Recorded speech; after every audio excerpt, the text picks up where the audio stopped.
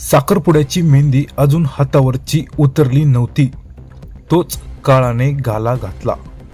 अवघ्या 8 दिवसापूर्वी ज्या जोडप्याच्या नव्या आयुष्याची स्वप्ने रंगवली होती, त्या अक्षय आणि अक्षयाच्या भीषण अपघातात दुर्दैवी अंत झाला. सोलापूर धुळे राष्ट्रीय महामार्गावर धाराशिव येथील रत्नापूर पाटीजवळ ही काळजाला चटका लावणारी घटना घडली. याच्याबद्दल सविस्तर माहिती अशी की वाशी तालुक्यातील पारा येथील 25 वर्षीय अक्षय शिंगारे आणि इजोर येथील 23 वर्षीय अक्षया चव्हाण यांचा गेल्या रविवारी म्हणजेच 15 तारखेला मोठ्या उत्साहात साखरपुडा झाला होता. मृत अक्षयाची आज लातूर येथे महापारेषणची परीक्षा होती. ही परीक्षा देण्यासाठी अक्षय आणि अक्षया पहाटेच वाशीहून लातूरकडे निघाले होते. मात्र रत्नापूर पाटी जवळील वळणावर चालकाचे कारवरील नियंत्रण सुटले आणि भरधाव कार टोलवेच्या कमानीवर जाऊन जोरदार धडकली.